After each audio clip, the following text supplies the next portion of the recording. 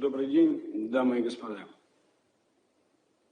26 сентября в течение одних суток в Балтийском море произошел разрыв сразу 3 ниток газопроводов системы «Северный поток».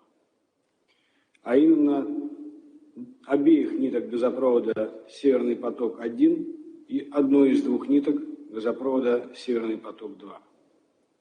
Северные потоки – это морские газопроводы протяженностью около 1200 километров. Они были созданы для надежных прямых поставок российского газа в Европу. Годовая проектная мощность газопроводов суммарно 110 миллиардов кубометров газа. Это четверть потребления газа в Европейском Союзе.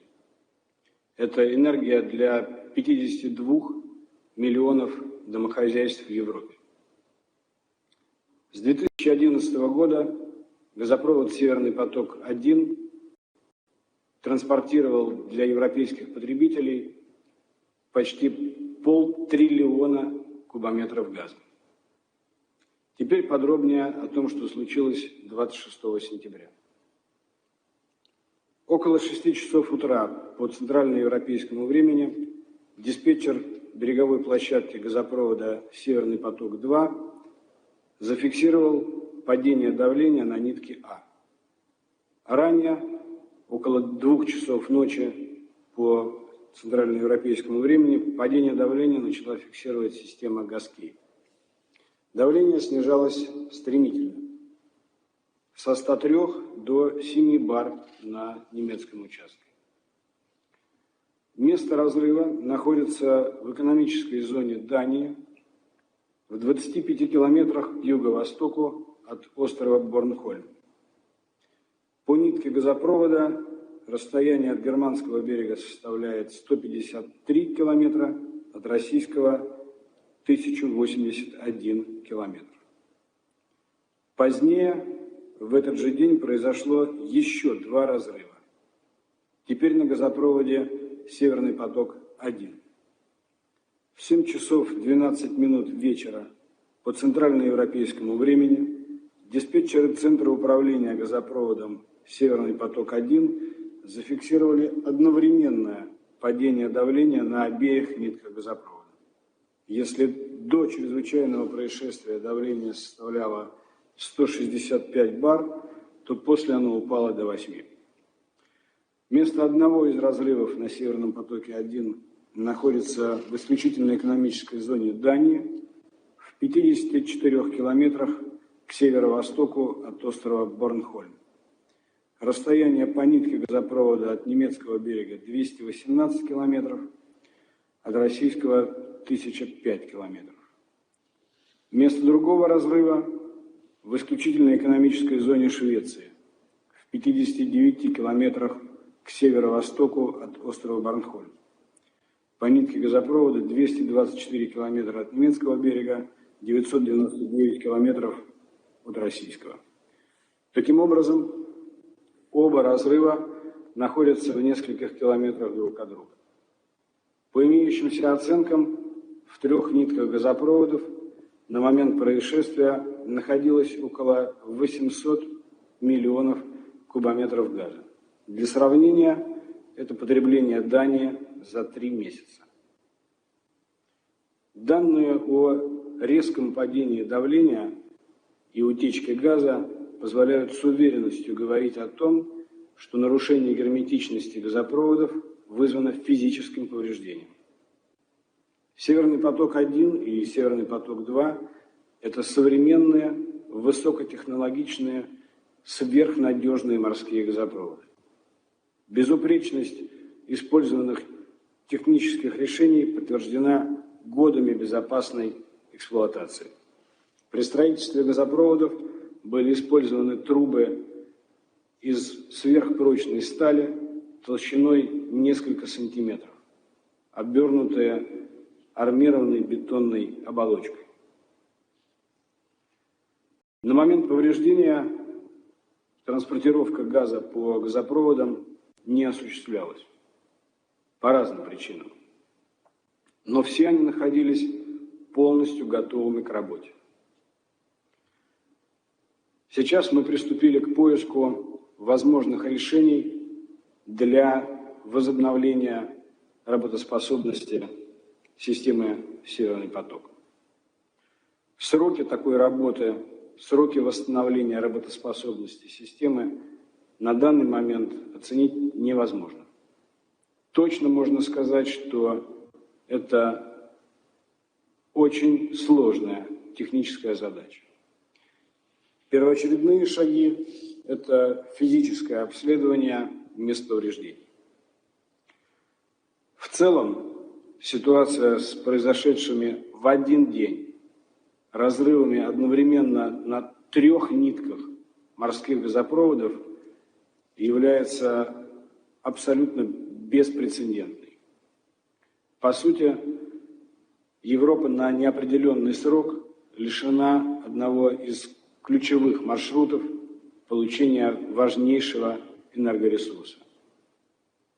Россия и «Газпром» потратили огромное количество сил и средств для того, чтобы построить и запустить эти газопроводы.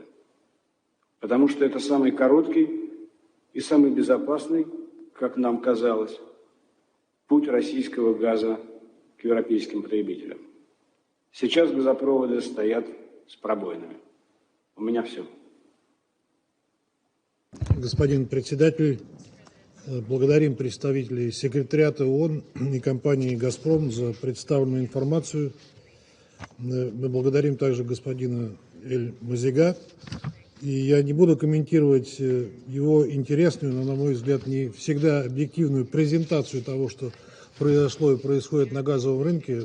С нами здесь находится представитель «Газпрома». Я думаю, что если он захочет, он сам это сделает.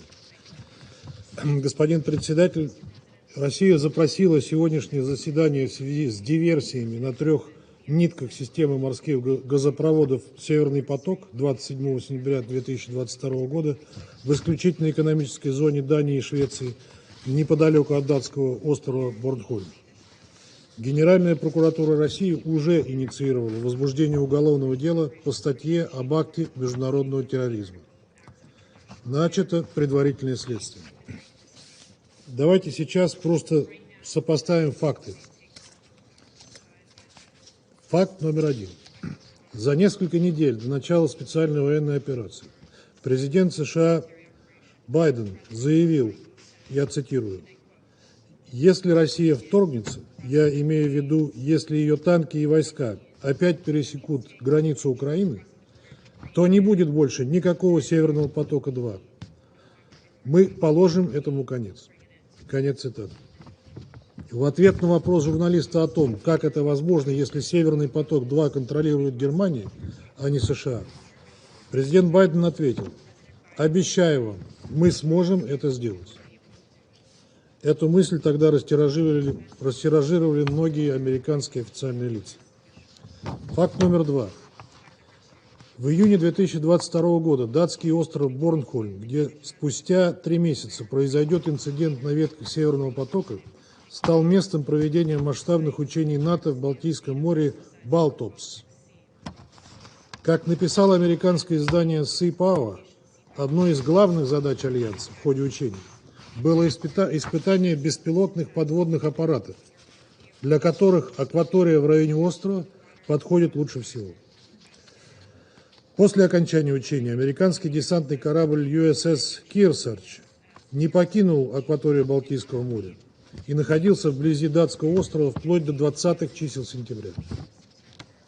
Но самое интересное, что вертолетная группировка корабля еще с конца августа начала планомерно патрулировать район острова Борнхольм, а траектория полета вертолета удивительным образом совпадает с маршрутом пролегания газопровода. Хочу подчеркнуть, это открытые данные по геолокации морского и воздушного транспорта, которые собираются на основании информации с транспондеров. То есть Соединенные Штаты не скрывали своего присутствия в районе и совершали свои маневры показательно и нарочито. Факт номер 3. Сразу после инцидента бывший министр обороны и иностранных дел Польши Радек Сикорский разместил в Твиттере фото места аварии на трубопроводе и прямым текстом поблагодарил США за эту диверсию. Так и написал: «Спасибо, США». Вот фото этого твита. На нем действующий депутат Европарламента не остановился и сделал комментарий под своим сообщением. Я цитирую: «Не существует нехватки трубопроводных мощностей для транспортировки газа из России в Западную Европу, включая Германию. Единственная логика Северного потока была в том, чтобы Путин мог использовать его для шантажа или безнаказанно начать войну в Восточной Европе». Конец цитаты. Вчера, видимо, осознав, что сказал лишнего, он удалил свой пост. Не можем не отметить, что супруга господина Сикорского, Анна Аппельбаум, человек, вхожий во властные структуры в Вашингтоне, имеющий доступ к самой разнообразной информации. Факт номер 4. Почти одновременно с диверсией на Северном потоке в польском городе Голенюс прошло официальное открытие газопровода Baltic Pipe из Норвегии, который поляки давно позиционировали как спасение от Северного потока. Хотя, кстати говоря, пропускная способность Baltic Pipe с Северным потоком абсолютно несопоставима. Факт номер 5. Заявление блока НАТО в связи с диверсией, в котором предупреждается об опасности ударов по инфраструктуре НАТО. Как будто в НАТО опасаются, что им кто-то за что-то будет мстить. Как говорится, на варе и шапка горит. Как и в любом расследовании, прежде всего важно установить того, кому выгодна сложившаяся ситуация, или, как говорят следователи, у кого был мотив и возможность для осуществления преступного деяния. Давайте порассуждаем дальше. Выгодно ли разрушение Северного потока европейским государствам? Вряд ли. Они в таком случае попадают в зависимость от более дорогого и крайне ненадежного поставщика. Я имею в виду страну в пребывании штаб-квартиры ООН. Если оставить за скобками вконец обезумевших от русофобии польских, чешских и прибалтийских политиков, при всей заскаливающей в ЕС антироссийской истерии специалисты не могут не понимать опасность такого сценария и его последствий для европейской экономики. Нанесен серьезный экологический ущерб акватории Балтийского моря. Под угрозой морское сообщение в нем. Все это подтвердили в своих письмах в Совет Безопасности коллеги из Дании и Швеции. Объективная значимость проектов «Северный поток-1» и «Северный поток-2» и их вклад в энергобезопасность Европы неоднократно подчеркивалась высшими должностными лицами Евросоюза и его стран-членов. Для Европейской комиссии «Северный поток» изначально имел статус проекта общего интереса и пользовался полной политической поддержкой. Система газопровода внесла существенный вклад в диверсификацию маршрутов поставок голубого топлива, равно как и трубопроводы Ямал-Европа и Турецкий поток. Их введение в строй позволило постепенно начать уходить от монопольной транзитной зависимости газоснабжения Европы от киевского правительства, которые отметились недобросовестными деловыми практиками, попросту говоря, воровством. Руководство ФРГ многие годы утверждало, что потребность в газе для Германии и Европы будет только расти. Австрийские власти в 2021 году заявляли, что Северный поток способствует энергобезопасности Европы и приветствовали шаги, которые позволили бы повысить надежность энергоснабжения континента. Последствия разразившегося энергетического кризиса доказали правоту тех, кто понимал важность Северного потока для обеспечения стабильных и предсказуемых поставок энергоресурсов. Вызванные санкционными действиями европейских и американских властей перебои с поставками газа в 2022 году уже негативно воздействуют на европейскую промышленность, ее рентабельность и конкурентоспособность, провоцируют иммиграцию квалифицированной рабочей силы и перенос производственных мощностей за пределы Европы, в частности в США. Энергетическая бедность не просто вернулась, а ворвалась в повестку не только развивающегося мира, но и развитых стран. Возобновление поставок, прежде всего по долгосрочным контрактам, как предлагала и предлагает Россия, позволило бы стабилизировать положение в производящих отраслях и избежать энергетического коллапса. Следующий вопрос. Выгодно ли разрушение Северного потока России? Если рассуждать с точки зрения здравой логики, а не в духе болезненных фантазий о том, что русские готовы на что угодно, лишь бы запугать Европу, то, разумеется, нет. Нам нет смысла своими руками разрушать проект, в который мы вложили колоссальный объем инвестиций и от которого могла бы быть для нас существенная экономическая отдача. Вы ведь на Западе сами утверждали, что мы наживаемся на экспорте энергоресурсов и выигрываем от роста цен на них. Наконец, главный вопрос. Выгодно ли произошедшее с Северным потоком Соединенным Штатам? Безусловно. Американские поставщики сжиженного газа должны праздновать кратное увеличение поставок СПГ на европейский континент. А с политической точки зрения разорвана последняя нитка, обеспечивающая самостоятельность Евросоюза в области энергетики. США в условиях энергетического кризиса спешно переносится европейское производство. Они получают передовые кадры, технологии, производственные ресурсы. Все то, что десятилетиями копила и развивала объединенная Европа. Жители Европы остаются один на один со своими проблемами. Но за океаном никого не заботит, что Европу ожидает очень темная, холодная и долгая зима. В связи с этими простыми и логическими вопросами я хочу спросить представителей США. Вы можете подтвердить прямо сейчас в этом зале, что ваша страна не имеет отношения к этой диверсии? Коллеги, разумеется, мы не ставим сегодня задачу найти и назвать виновных. Совет Безопасности, ни судебные органы не должен брать на себя подобные задачи. Поэтому Россия выступает за всестороннее расследование для выяснения подлинных обстоятельств произошедшего. Нам интересно услышать сегодня мнение наших западных коллег, узнать вашу официальную точку зрения. Надеемся, что вы воздержитесь от русофобской, лишенной здравого смысла, словесной эквилибристики, в духе той, которая применялась вами в отношении украинских ударов по Запорожской атомной электростанции. Ждать ли нам от вас заявлений, что вслед за мазохистскими обстрелами Запорожской АЭС, на которой мы сами же и находимся, мы начали подрывать собственный газопровод? Для нас совершенно очевидно, что осуществление диверсии подобной сложности и масштабу не под силу простым террористам. Рассматриваем действия по повреждению газопроводов как умышленную диверсию против важнейшего объекта энергетической инфраструктуры Российской Федерации. Атаку, которая едва ли могла произойти без вовлечения государственных или подконтрольных государственных субъектов. Мы обязательно установим всех причастных к данной диверсии. Те, кто стоял за этим, не могут претендовать на положение не стороны вооруженного конфликта или на нейтральный статус, который, правда, западные страны уже давно нарушили. Кроме того, хочу подчеркнуть, что любое международное расследование произошедшего может претендовать на объективность только если к нему будет подключена Россия.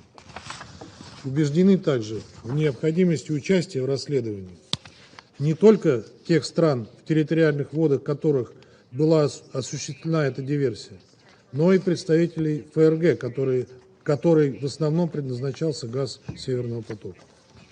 Если версия причастности тех или иных государств к совершенным терактам подтвердится, то это будет означать сознательную эскалацию конфликта.